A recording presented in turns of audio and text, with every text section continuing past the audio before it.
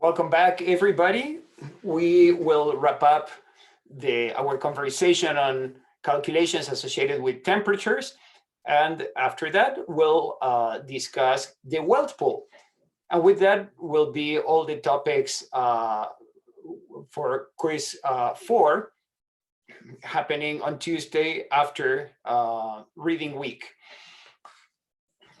So I'll be keeping an eye on the chat. If anybody has a question about anything, I can bring it up. And let's see the slide we have right now in front of all of us.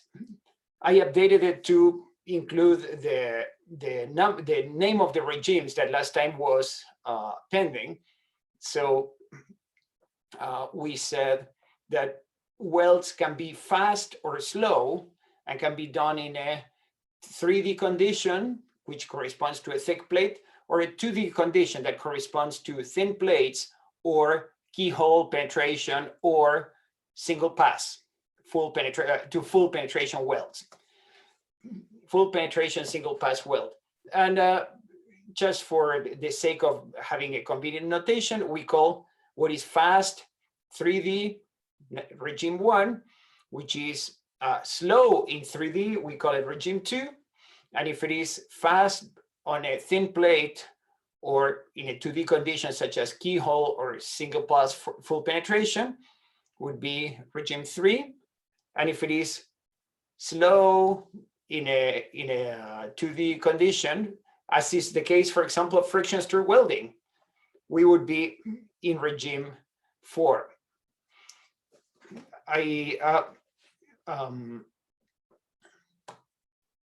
This chart here is a map that is super important because depending where we land is the type of formula we are going to need. So we have 4 sets of formula for everything we care about. We have a formula for if we are this, which we call regime 1 or regime 2, regime 3 or regime 4. We have different formulas for each of them.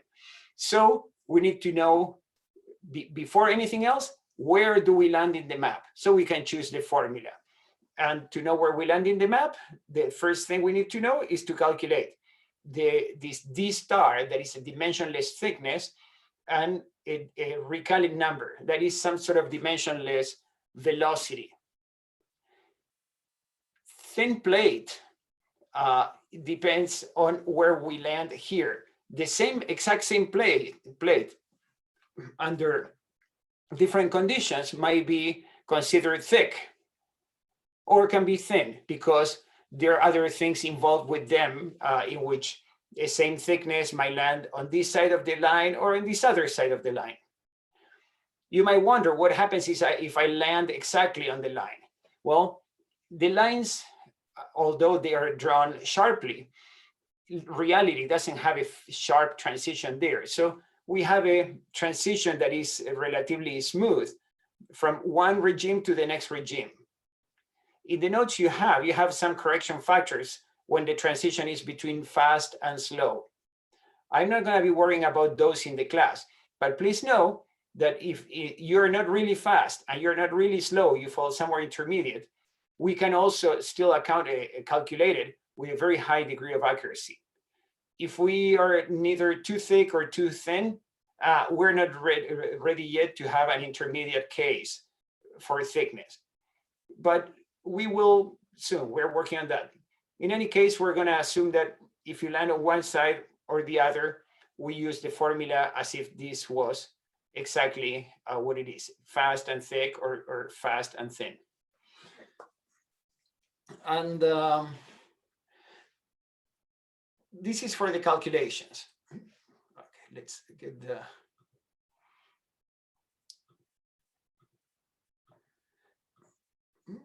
So something in which I felt, although we did a practice exercise, it wasn't said all that clearly, is this.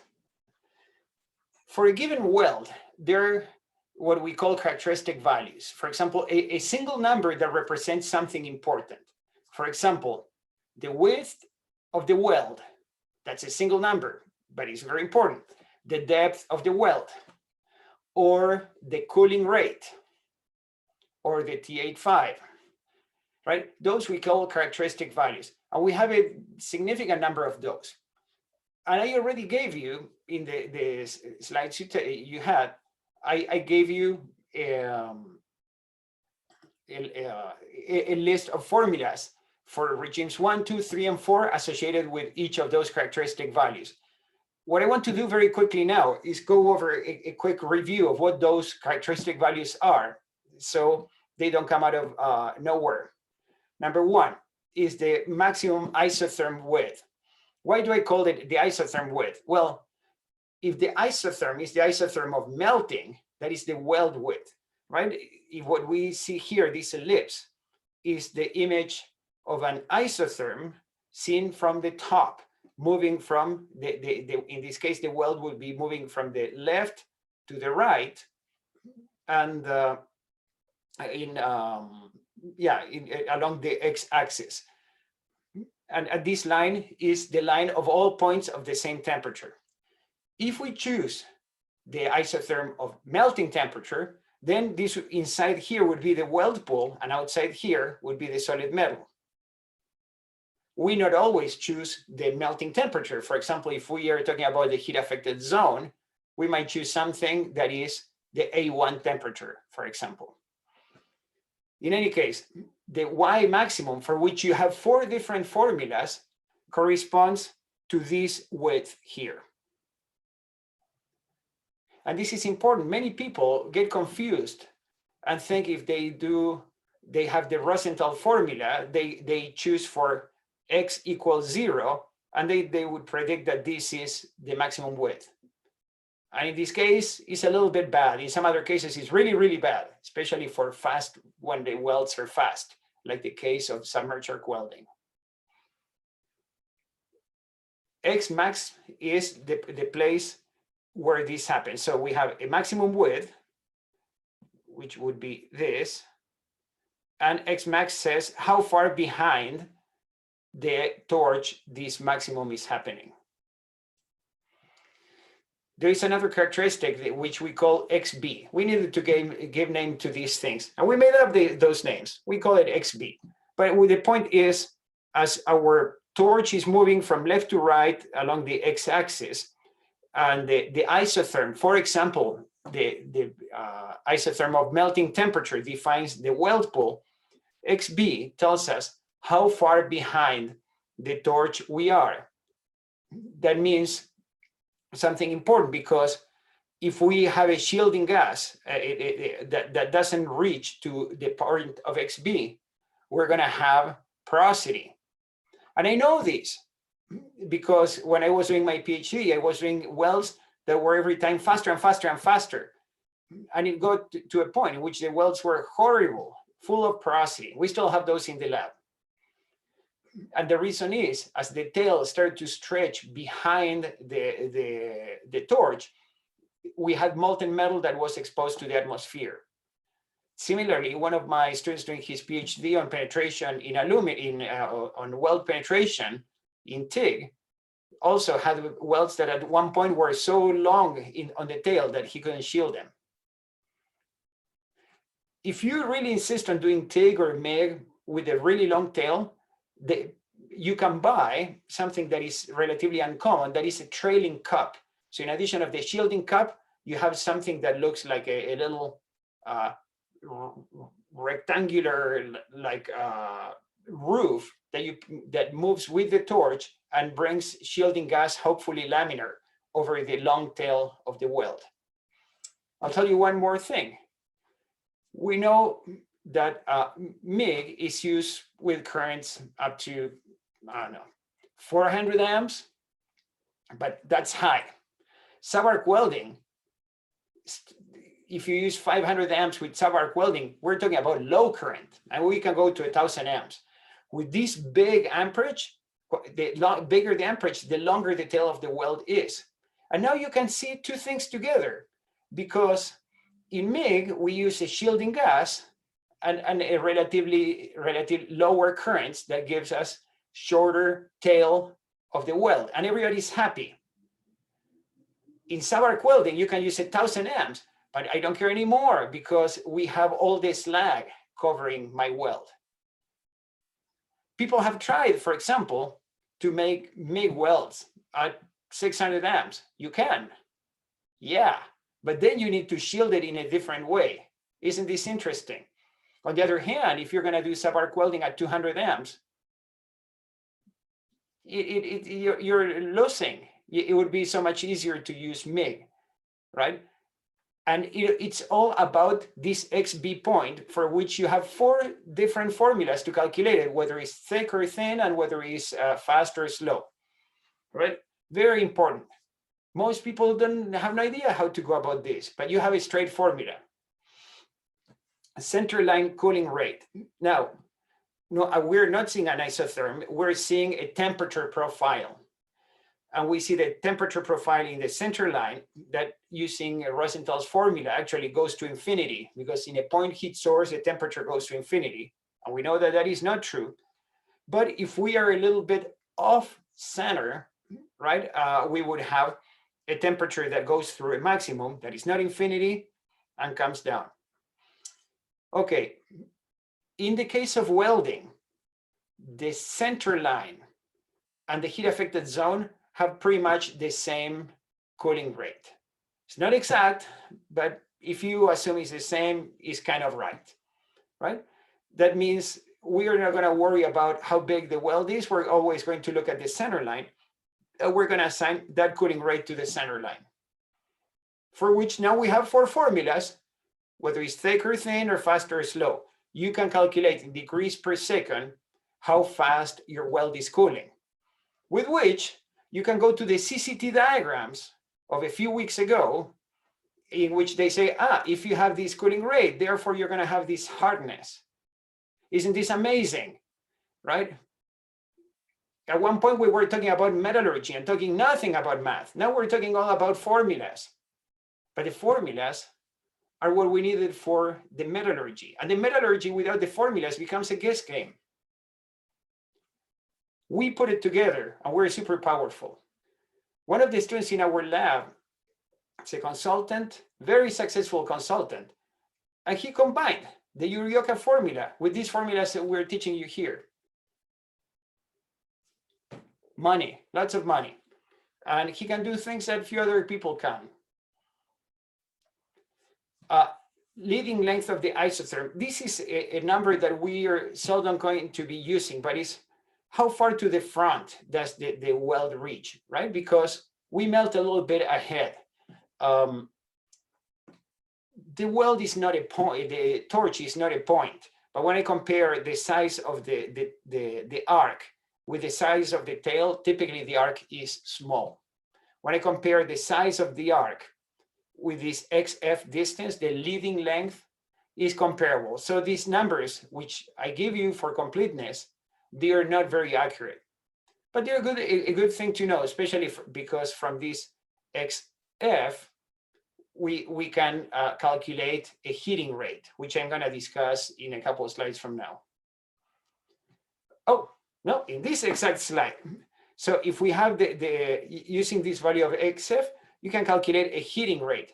And this is so important because at this stage, using a point heat source, they're quite rough. The other numbers are quite good, but these are quite rough because the heating rate affects your austenization in steels.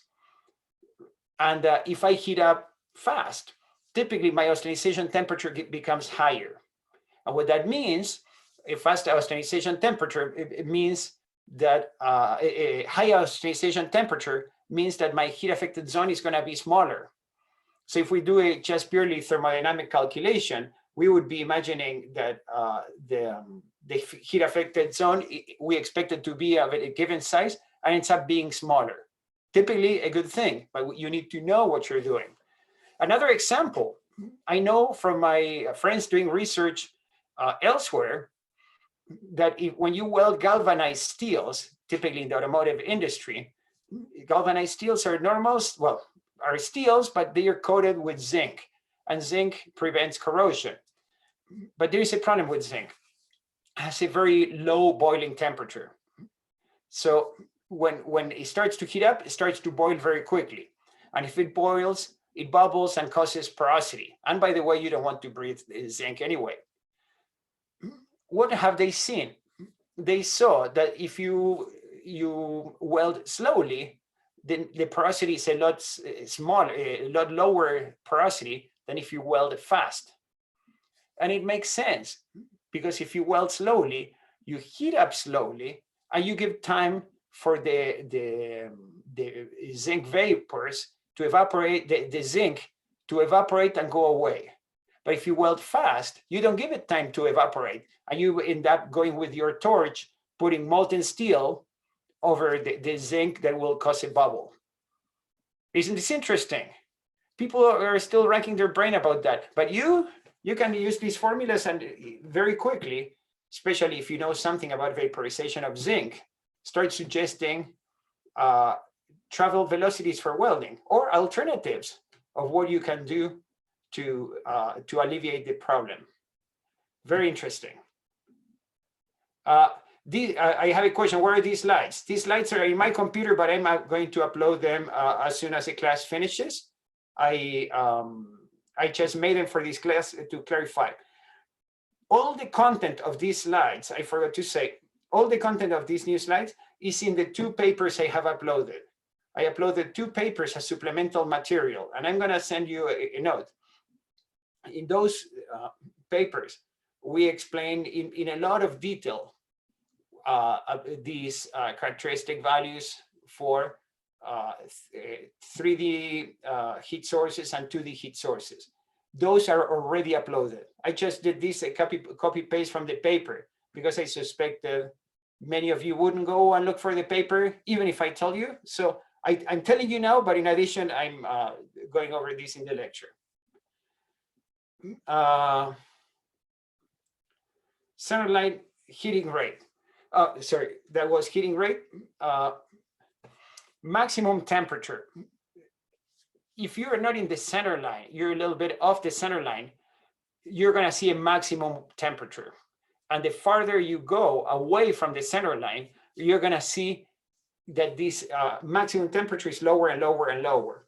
So if we were to put a thermocouple on the plate, and I'm going to weld next to it, but without passing over it, I would see that the temperature goes from the preheat temperature to high and goes back down. This maximum temperature is what we are predicting. And it's really important if people say, okay, for example, you're welding something, a plate that already has some other components attached, maybe a polymer seal. Will you melt the seal or not? Can you damage your polymer seal by welding? And you're going to say, no problem. You're going to use this formula and calculate the maximum temperature at the location of the seal. And then you might say, no, it's not going to damage, or yes, it's going to damage. You still want to cut yourself a little bit of a margin of error. But if for sure you damage it, or sure you don't damage it, you don't need to do experiments, because you could do it based on your knowledge and be quantitative. Gradient of maximum temperature. This is like XF, like the leading edge of the weld. This is a characteristic value that we use indirectly. So in this case, this is, if we have we see the weld from the front, this is the shape of the temperature profile. There's a maximum in the center after the torch passed, right? So in this case, the torch has already passed. We have a maximum, the heat is spreading out. And if you say, I care about this particular temperature, this is the slope. Why does it matter? I am going to tell you later when we discuss a heat affected zone. Another important value, the aspect ratio of the weld. The aspect ratio is defined as the length divided the width of the weld. If we move so slow that we are essentially without moving, the isotherms are circles around the torch. That's what the formulas predict, and that's what your intuition would predict. If we move faster and faster, the isotherms start to stretch out. And here we have this in this case, the aspect ratio is 1 because it's one diameter of a circle divided the other. And we see that these small recurring numbers that are recurring is like a proxy for velocity, right? At small recurring numbers, we are more or less round welds up to about a recurring of 0.1. When we get into recurring that is beyond 0.1, the weld starts to stretch out. And here you have real calculations of what the shape of the weld would be for different recurring numbers. Why does this matter? Because you see, for example, when you see a weld, you see if it is elongated or not.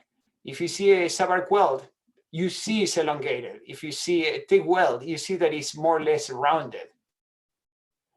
And by judging how rounded or how elongated, you would know if you fall here. For example, recurring bigger than 1 would be fast, or if you would be slow, right? You start to have a grasp of what type of problem you have. And because the formulas give you how the parameters interact with each other, just by looking at a weld, you would say, oh, I know that I'm in the fast regime or in the slow regime. Therefore, you can infer what the influence of the parameters is going to be. Is the influence of the parameters of regime 1, for example, or is the different interaction of regime 2? You can do all that, even without doing any math now, because you see it. Melting efficiency, we already discussed, I just copy-pasted what is in the paper. We already discussed what melting efficiency was in the module on efficiencies. We have formulas within the hypothesis of the Rosenthal equations. Now we have formulas to predict melting efficiency. This is so useful. And they say, and these formulas give you what you see. That is, if you move very slow, the melting efficiency is low. If you move fast, the melting efficiency is high. But it's never 100%. 100% would mean that you melt the weld pool without hitting any of the base plate. Of course, you do melt some of the base plate, right? So you hit some of the base plate around the weld. And that comes from the equations and is captured. T85, we already discussed very much. There are two ways of calculating T85. One is the exact way, which is not so elegant, but it's exact and it's in there in your list of formulas. Then the other way is to use the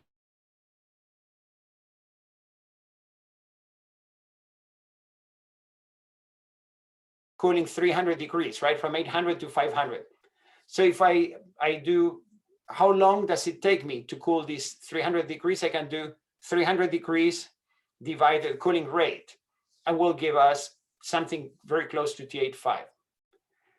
If we use an intermediate value, intermediate temperature between 800 and 500, the value is even going to be exact. And I'm going to tell you what that intermediate value would be. Another parameter, solidification time at the center line. This is very interesting. Rosenthal did all these analysis, assuming no melting, no latent heat, right? Constant properties. However, for most practical cases, the presence of latent heat or phase transformations is relatively small, and it causes a very little disruption in the solution of the equation. Now, if the effect of latent heat is not so big, that means we can use the results we have, assuming there is no latent heat. And then we can say, hey, if we did have latent heat, how long would we take to go through that amount of enthalpy? So you don't need to know any of the derivations, but you'll be super welcome if you wanted, and we can discuss. But you need to know how to use the formulas. And in the formulas, you just plug and chug. And that is in your list. This is solidification time at the center line. Thickness of the heat affected zone. This is actually what we did on Tuesday during the seminar. And there are two ways about the thickness of the heat affected zone. Much like T85, one is not so elegant, that is, calculate the width of whatever would be A1, let's say, when we first start to austenize, and then calculate the width at the melting temperature, and the difference in widths, that's the width of the heat affected zone. That is the exact way of doing it within the framework of this model. But there is a way that is more elegant and is simpler, that is using the gradient of temperatures at the maximum gradient of maximum temperature, right? At the maximum width. And if we use that gradient, we get something that is an approximation. Now, if we pick an intermediate temperature, for example, somewhere between melting and A1, that prediction will be exact. And I will give you a suggestion for what temperature to use that in some cases is exact, and some other cases is quite close. Here is this intermediate temperature. So, for example, in T85, you do the 800 minus preheat, right? Let's say if preheat was 20 degrees, this would be 800 minus 20 times 500 minus 20, and you do the square root. This is a geometric mean, right? This geometric mean is actually exact. For heat affected zone, you can do something similar. This would be the temperature of A1 and preheat, and this is melting temperature and preheat. If you use this geometric average, this geometric mean to calculate an intermediate temperature, you're going to be quite accurate using the formulas that are simpler and more elegant, right? Typical values, for example, for T85, if we do this calculation for 20 degrees, would give us that we can use an intermediate temperature of 632 as representative of the heat affected zone in our calculations. And if we're calculating something about the heat affected zone for typical values, we would be using something like 1059 degrees C, right? Our intermediate temperature would be 1059 degrees C. So I have already shown you this, and we had already used some of these formulas, right? So I'm not going to go over them. But now you know, look, Y max, you know what Y max was. X max, XB, cooling rate in the back, XF, the leading edge, heating rate, maximum temperature on this side.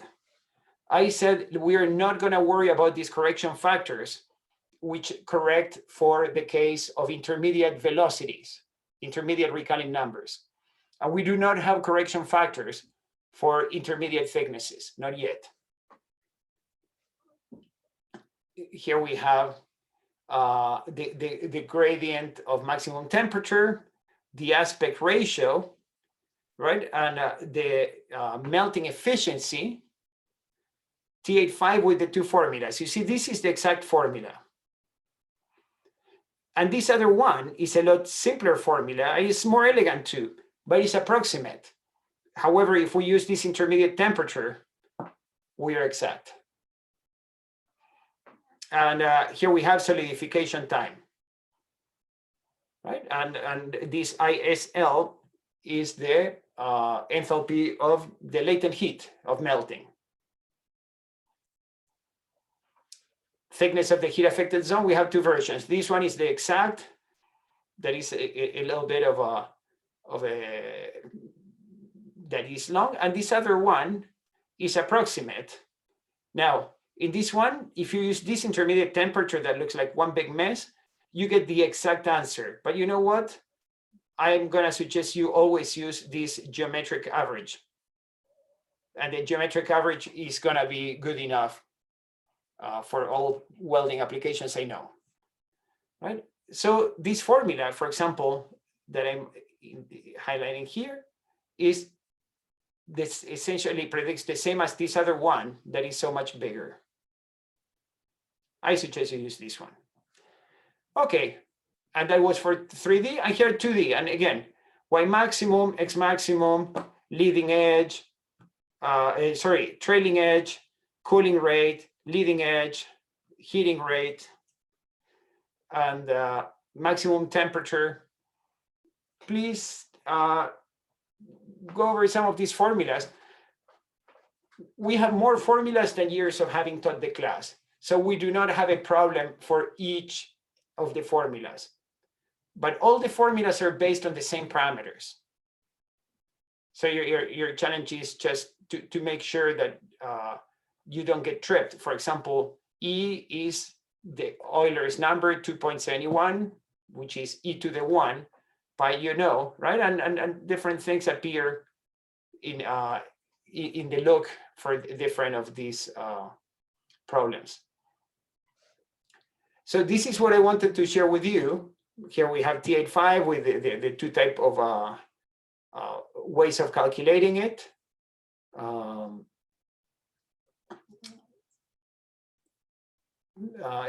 thickness of the heat affected zone. Okay.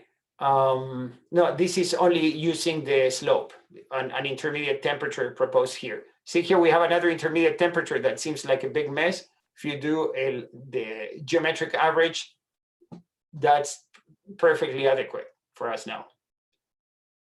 All right.